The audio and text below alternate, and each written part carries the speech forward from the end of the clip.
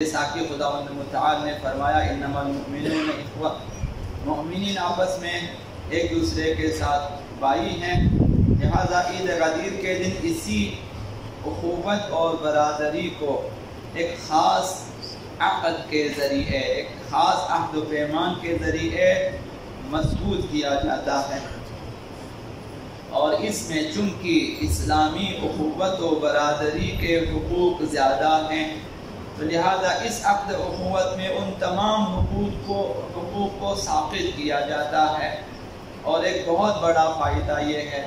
کہ ویسے ہم ایک دوسرے سے نہیں ملتے، تو جب آج عقد اخوت کے ملے تو سارے حقوق جو ہیں وہ ثابت کیے جاتے ہیں کہ بھائی سارے حقوق معاف ہیں۔ اب یہ باقی 3 حقوق رہ جاتے ہیں جو عرض کروں گا، حق زیارت ہے، حق شفاعت اور حق دعا، یہ تینوں گردنوں پہ رہ جاتے ہیں۔ تو عقد اخوت کا طریقہ جیسا کہ ہر سال آپ کی خدمت میں عرض ہوتا ہے کہ 2 مومن بھائی آپس میں بیٹھ جاتے ہیں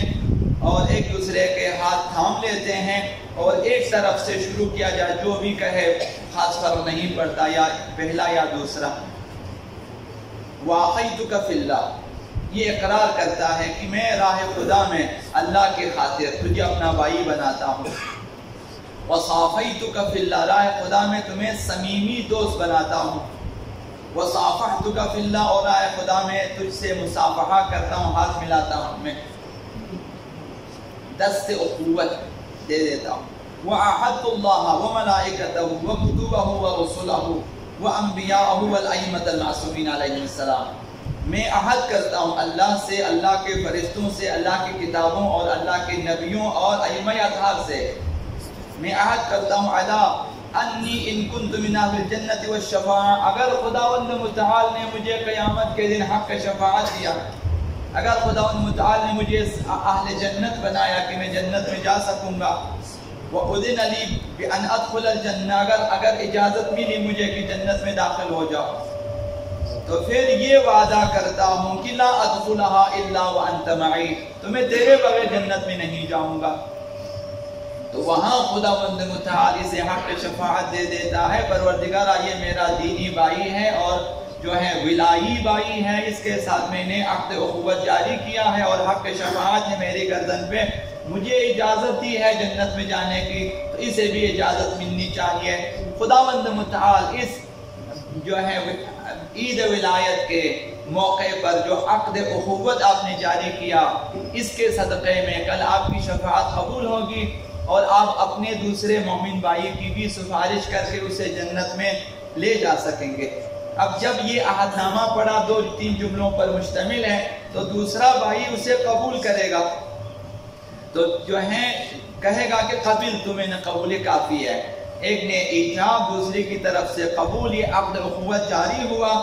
اور پھر کہے گا کہ اسقطت عنک جمیع حقوق الاخوہ، تمام برادری کے حقوق کو میں ساقط کر دیتا ہوں، ختم کر دیتا ہوں، ما خلا الشفاعہ والدعاء والزیارہ، سوائے حق شفاعت کے اور حق دعا اور حق زیارت کے۔ اب دنیا میں یہ کہ اس کے لیے دعا کریں گے، مثلا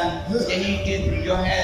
نماز وتر میں آپ کو یہ کہا گیا کہ 40 مومنین کے لیے ایک اس کا بھی نام لے لے کہ خدایا اسے بخش دے، یا نماز کے بعد مثلا، اور اسی طرح وقتاً فوقتاً اس کی ملاقات کرنا، اگر نزدیک ہے جا کر ملیں، اگر نزدیک نہیں ہے تو یہ حق ہے کہ آپ مثلا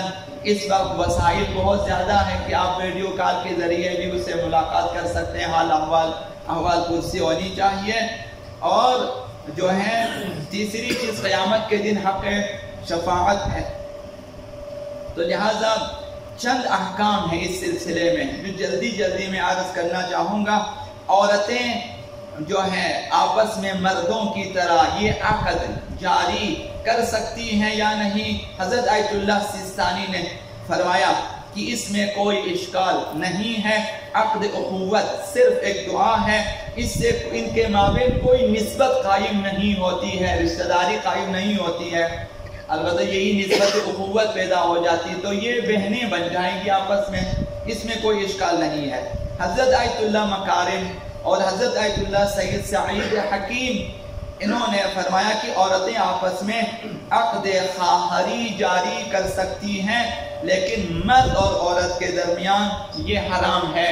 بہن بھائی بنانا حرام ہے کہ ایک خاص عقد کے ذریعے کسی نامحرم عورت ہے کہ آپ کو میں اپنی بہن مان لیتا، آپ مانے ویسے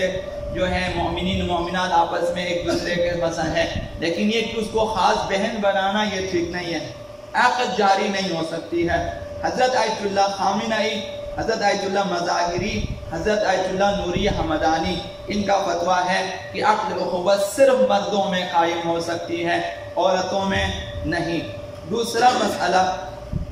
عقد اخوت جاری کرنے سے یہ ہوتا ہے کہ ایک بھائی دوسرے بھائی کو اپنی دعا میں، اپنی شفاعت میں اور اپنی زیارت میں، ملاقات میں جو ہے وہ شامل کر لیتا ہے، اور اس یہ لازمی ہو جاتا ہے اس کے لیے کہ اس کے لیے دعا کریں اور اس سے ملاقات کریں اور قیامت کے اس کی شفاعت کریں۔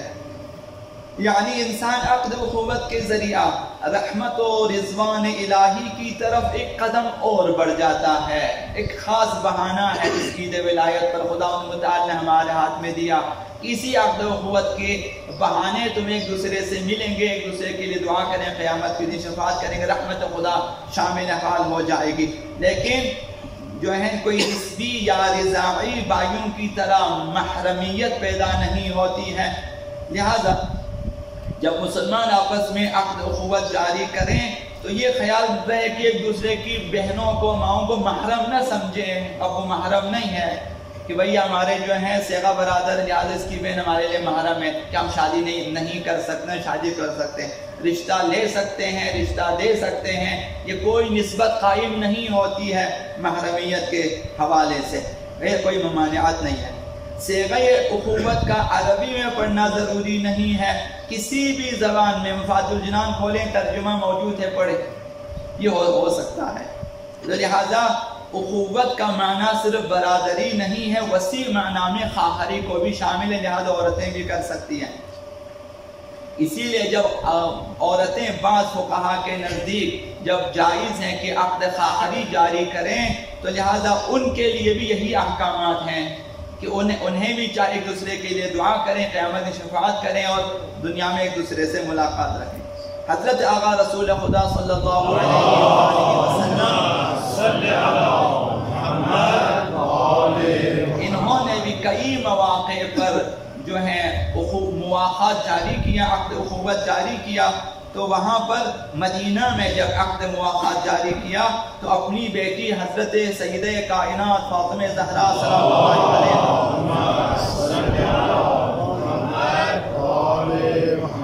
ان کو اپنی بیوی حضرت ام سلمہ کی بہن قرار دیا۔ تو یہ سنت پیغمبر اسلام۔ تو ایک سوال یہ ہے کہ یوم غدیر کے علاوہ باقی ایام میں صیغہ اخوت پڑھنا جائز ہے یا نہیں ہے؟ اس سلسلے میں حضرت آیت اللہ خامنئی کا فتویٰ یہ ہے کہ عقد اخوت کا روز غدیر سے مختص ہونا معلوم نہیں ہے، لہذا کبھی بھی آپ پڑھ سکتے ہو عقد اخوت، لیکن عید غدیر کے دن بہتر ہے، اگرچہ غدیر کے دن پر اکتفا کرنا بہتر ہے۔ آخری مسئلہ، حضرت آیت اللہ مکارم شیرازی نے فرمایا عقد اخوت قابل فسخ نہیں ہے کہ آپ جب ناراض ہو جائے تو اس کے بعد تم میرے بھائی نہیں ہو، فسخ نہیں ہوتی ہے، یہ ہمیشہ کے لیے ہے۔ تو لہذا سوچ سمجھ کر بھائی بنا لیں، کل کو اگر آپ فسخ کرنا چاہیں گے تو آپ گناہ گار ہو جائیں گے کہ بھائی تمہیں قابل فسخ نہیں ہے، یہ لازم الاجرا ہے، قابل فسخ نہیں ہے، آپ دوسرے کو بھی اخوت سے نہیں نکال سکتے آپ اسے۔ یہ ٹھیک اسی طرح ہے جس طرح آپ سکے بھائی سے قطع تعلق کرتے ہو، قطع رحم کر لیتے ہو، تو یہ اس کی مانند ہے۔ دوسرا لیکن عقد اخوت و برادری عقد خواہری کے بعد شائستہ ہے کہ ایک دوسرے کے لیے دعا کریں، زیارتوں میں ایک دوسرے کی جگہ نائب الزیارہ بن کر زیارت کریں اور آخرت میں ایک دوسرے کے لیے شفاعت، اور سزاوار ہے اور شائستہ ہے کہ عقد اخوت کے لیے دونوں بالغ ہوں، لہذا نابالغ آپس میں یہ عقد جاری نہ کریں، بالغ۔ عقد اخوت کے لیے حضوری بھی ضروری نہیں ہے، لہذا ٹیلی فونک بھی ہو سکتی ہے، آپ ٹیلی فون کے ذریعے، آپ جو ہے وائس کال کے ذریعے، آپ ویڈیو کال کے ذریعے بھی عقد اخوت جاری کر سکتے ہیں، آپس میں بھائی بن جائیں گے۔